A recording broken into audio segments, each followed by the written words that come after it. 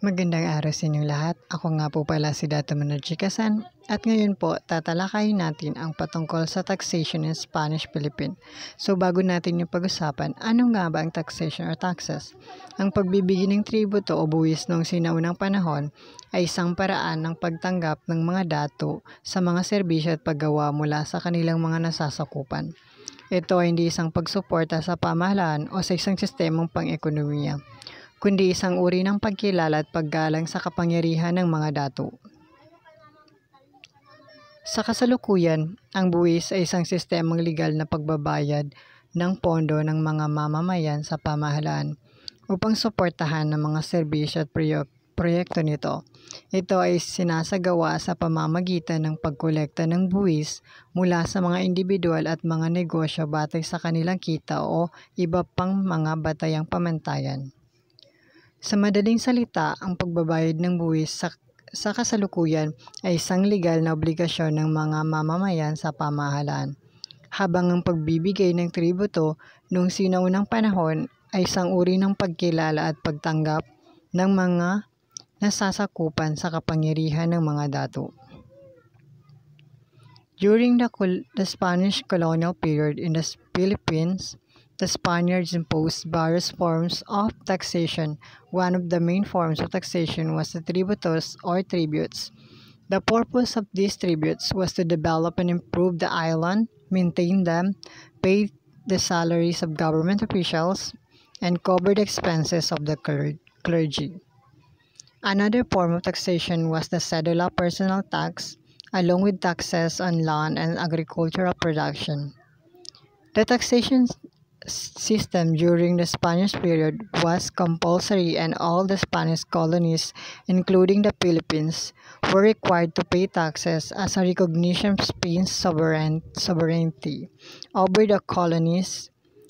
Ang Pilipinas ay mayaman sa likas na yaman kahit bago pa man dumating ang mga Kastila.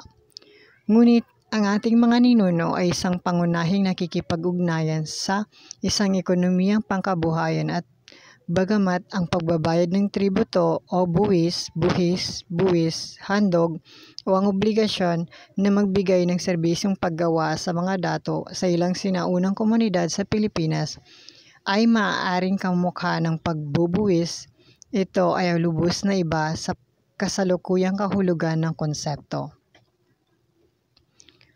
Ang pagdating ng mga Kastila ay nagbago sa sistemang pangkabuhayan na ito, dahil ipinatupad nila ang pagbabayad ng tributos, buwis, mula sa mga Pilipino na katulad ng ginagawa sa lahat ng kolonya sa Amerika.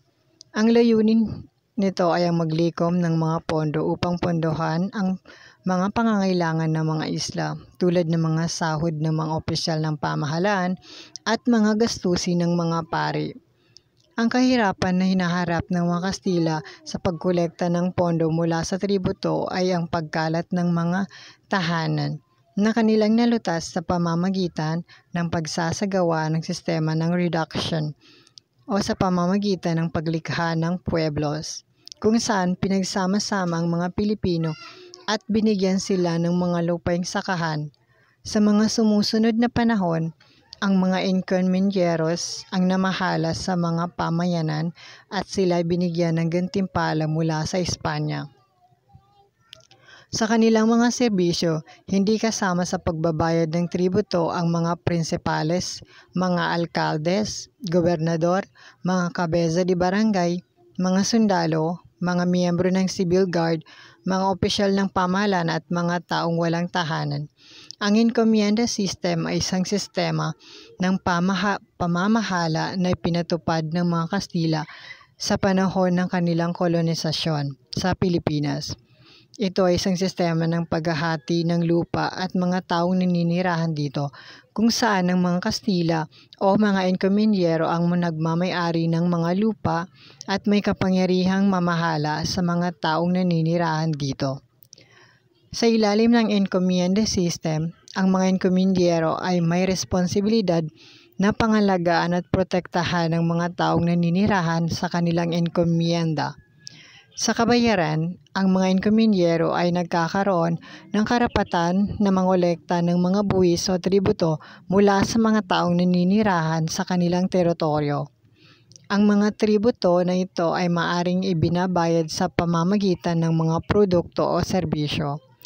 Gayunpaman, ang encomienda system ay nagdulot ng mga abuso at pagsasamantala sa mga Pilipino.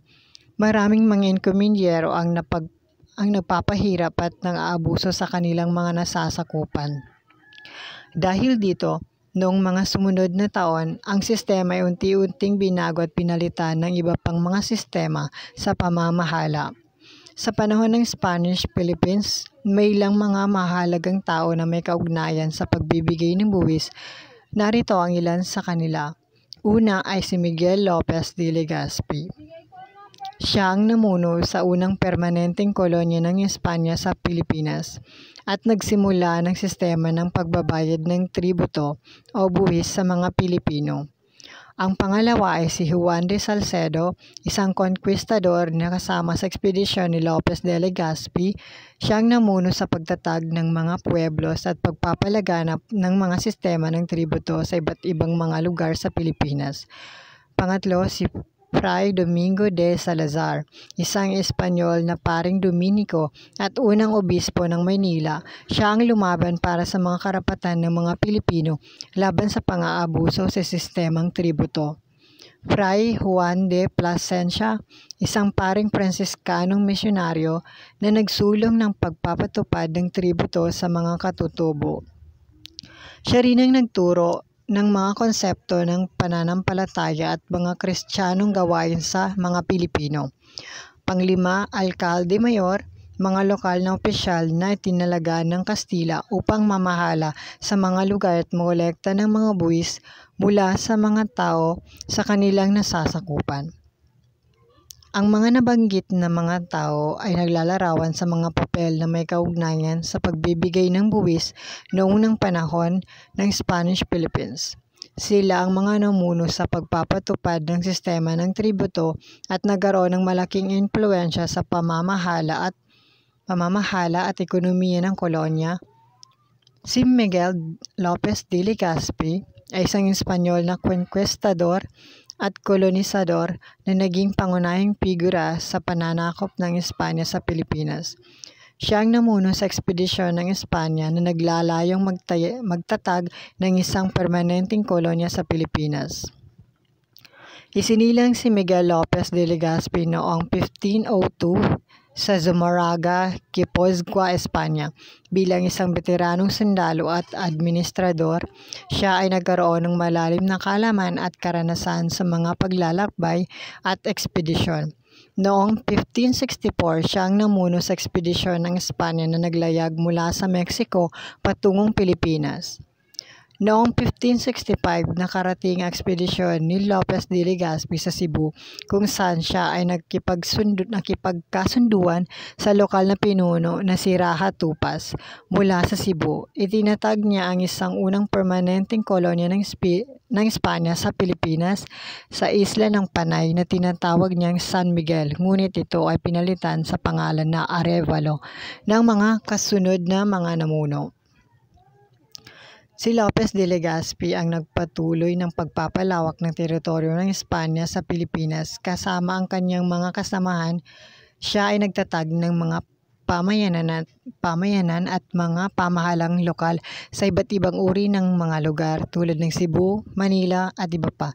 Siya rin ang nagtatag ng unang permanenteng pamahalaan ng Espanya sa Manila noong 1571. Bilang isang leader, si Lopez de Legazpi ay kilala sa kanyang maayos na pamamahala at pakikipag-ugnayan sa mga lokal na pinuno, bagamat may mga labanan at mga alitan sa panahon ng kanyang panunungkulan. Ang kanyang pamumuno ay nagdulot ng malaking impluwensya sa pagpapalaganap ng kultura at relihiyon ng Espanya sa Pilipinas. Namatay si Miguel Lopez de Legazpi noong 1572 sa Maynila, ngunit ang kanyang mga kontribusyon at impluwensya sa kasaysayan ng Pilipinas ay nananatiling mahalaga hanggang sa kasalukuyan. Mahalagang tandaan na ang encomienda system ay bahagi ng kasaysayan ng Pilipinas at nagpapakita ng impluwensya ng kolonisasyon at pagsasamantala ng mga dayuhan sa ating mga Pilipino. Ang mga Pilipino na dati kontento sa agrikultural na produksyon para sa pang-araw-araw na pangangailangan ay kinailangang madagdagan ang produksyon upang matugunan ang mga hinihinging pagbabayad. Kaya't isang sensitibong sistema ng agrikultural ang ipinakilala sa mga sumunod na panahon. Kalahati ng tributo ay ang binabayaran sa pamamagitan ng salapi at ang natitirang kalahati ay binabayaran sa pamamagitan ng mga produkto. Sa pamamagitan nito, naipondohan ng paggamit ng Pilipinas. Sa pagdating ng ika-16 na siglo, itinatag ang kalakal ng Maynila, Acapulco sa pamamagitan ng mga galyon. Isang paraan upang matiyak ang mga Kastila na mananatili ang presensya ng Europyo. Isang beses sa isang taon ng galyon ay pinupunan ng mga kalakal mula sa Asya at ipinapadala sa New Spain, Mexico at bumabalik. Nagpabuti ito sa ekonomiya ng Pilipinas at pinalakas ang kontrol ng mga Kastila sa buong bansa. Ang pagkolekta ng buwis ay patuloy na hindi gaanong epektibo at ang subsidyo mula sa Espanya ay kinakailangan sa pamamagitan ng situado real na pinapadala mula sa tresorya ng Mexico patungo sa Pilipinas sa pamamagitan ng mga galyon. Ang subsidyo na ito ay huminto ng maging malayang bansa ang Mexico noong 1820. Ang ruta ng Manila-Acapulco Galleon Trade ay nagsimula noong 1565 nang matagpuan ni Miguel Lopez de Legazpi ang Maynila. Ang mga galyon ay malalaking barkong pandigma ay naglalayong taon-taon mula sa Maynila patungo sa Acapulco at pagkatapos ay bumabalik sa Pilipinas. Ang mga galyon na ito ay punong-puno ng mga produkto mula sa Asya tulad ng seda, mga ekspesyong tulad ng kape at pampalasa, mga porselan at iba pang mga kalakal. Ang Manila-Acapulco Galleon Trade ay nagdulot ng malaking pagunlad sa ekonomiya ng Pilipinas. Nagkaroon ito ng malaking epekto sa paglago ng Maynila bilang isang sentro ng kalakalan at nagbigay ng pagkakataon sa mga Pilipino na makipagkalakalan at magkaroon ng ugnayan sa mga dayuhang mangangalakal. Gayunpaman, ang mga negatibong epekto rin ng galleon trade sa mga Pilipino ay napilitang magtrabaho sa mga galyon bilang mga mandaragat o mga manggagawa. At ang mga dayuhang mangangalakal ay nagdala rin ng mga sakit at pagsasamantala. Bukod dito, ang kontrol ng Espanya sa kalakalan ay nagdulot ng paghihirap sa mga lokal na industriya at kalakalan. Ang Manila-Acapulco Galleon Trade ay nagtapos noong ika-19 na siglo dahil sa mga pangyayari tulad ng revolusyon sa Mexico at ang pagbubuo ng mga bagong ruta ng kalakalan. Gayunpaman, ang kahalagahan nito sa kasaysayan ng Pilipinas ay nananatili at patuloy itong pinag-aaralan at pinag-uusapan hanggang sa kasalukuyan. Noong 1884, itinigil ang pagbabayad ng tributo at pinalitan ito ng isang buwis na tinatawag na sedula personal na kinokolekta sa pamamagitan ng isang sertipiko ng pagkakakilanlan. Ito ay kinakailangan mula sa bawat residente at dapat tilhin kapag naglalakbay. Iba sa tributo, ang pagbabayad ng sedula ay ayon sa bawat individual, hindi sa pamilya. Ang pagbabayad ng sedula ay progresibo at ayon sa mga kategorya ng kita. Gayunpaman, ang sistemang ito ay mabigat na pasanin para sa mga magsasaka at madali para sa mga mayayaman. Ngunit dahil dito, malaki ang pagtaas ng koleksyon ng mga pondo at naging pangunahing pinagmumula ng kita ng pamahalaan. Ang mga Tsino sa Pilipinas ay dinapuan din ng diskriminasyon sa pagbabayad ng kanilang sedula na mas malaki kaysa sa binabayaran ng mga Pilipino. Sa buod, ang paglalakbay ng sistema ng buwis sa Pilipinas ay nagsimula sa simpleng pagbabayad ng tributo, nagbago sa ilalim ng pamumuno ng mga Kastila at umunlad tungo sa isang strukturadong sistema sa pagpapakilala ng mga sedula personal. Ang pangunlad nito ay nagpapakita ng pagbabago sa socio-political na kalagayan ng Pilipinas at ang impluwensya ng mga dayuhang pamamahala at kalakalan. Ito ay isang malinaw na paalala kung paano ang kasaysayan ay nakapagbubuo ng mga pang-ekonomiyang gawain at sistema, at kung paano ang mga sistemang ito ay nakakaapekto sa lipunan. Ang pag-unlad ng sistema ng buwis sa Pilipinas ay isang kahanga-hangang paglalakbay sa pamamagitan ng panahon, kultura at politika. Bago pa man dumating ang mga Kastila, ang Pilipinas ay isang lugar na mayaman sa likas na yaman at ang mga naninirahan ay pangunahing nakikibahagi sa mga ekonomiyang pangkabuhayan. Ang ilang sinaunang komunidad sa Pilipinas ay nag-practice ng isang uri ng pagbabayad ng tributo o buwis sa kanilang mga lokal na dato na maaaring tignan bilang isang paunang anyo ng pagbubuwis. Gayunpaman, mahalagang tandaan na ito ay lubos na iba sa ating kasalukuyang pangunawa sa buwis. Lahat ay nagbago nang dumating ang mga Kastila. Sila ang nag-introduce ng pagbabayad ng tributos o mga tributo, isang practice na karaniwan sa lahat ng kanilang kolonya. Layunin nito ang paglikha ng mga mapagkukunan upang mapondohan ng gastos sa pagpapanatili ng mga isla, kasama ng mga sahod ng mga opisyal ng pamahalaan at gastusin ng mga pari. Dahil sa pagkalat ng mga pamayanan, hinarap ng mga Kastilang ang mga hamon sa pagkolekta ng buwis. Ang kanilang solusyon ay ang sistema ng reduksyon at paglikha ng mga pueblos kung saan pinipisan ang mga Pilipino at binibigyan sila ng mga lupaing sakahan upang palaguin. Ang sistemang ito ay lubos na nagbago sa larangan ng ekonomiya. Ang mga Pilipino na dati kontento sa subsistence farming ay ngayon ay napilitang madagdagan ang produksyon upang matugunan ang mga hinihinging tributo. Ang sistema ng tributo sa panahon ng Spanish Philippines ay may malaking epekto sa mga tao sa bansa. Narito ang ilan sa mga grupo ng mga taong naapektuhan ng tributo. Una ay ang mga Pilipino. Ang mga Pilipino ay partikular ang mga magsasaka at iba pang mga mahirap na sektor ng lipunan. Ang pinakamalaking grupo ng mga taong naapektuhan ng tributo, sila ang mga direktang nagbabayad ng tributo sa pamamagitan ng cash o produkto. Ang pagbabayad ng tributo ay nagdulot ng malaking pasanin sa mga magsasaka at nagpapahirap sa kanilang mga kabuhayan. Ang pangalawa naman ay mga katutubo. Ang mga katutubo o indigenous people ng Pilipinas ay isa pang grupo ng mga taong naapektuhan ng tributo. Sila ay kinakailangang magtrabaho bilang mga serbidor o manggagawa sa mga enkomienda o sa mga proyekto ng mga Kastila bilang bahagi ng kanilang pagbabayad ng tributo. Pangatlo ay ang mga enkomiendero. Ang mga enkomiendero na kadalasang mga Kastila ang mga nakinabang sa sistema ng tributo.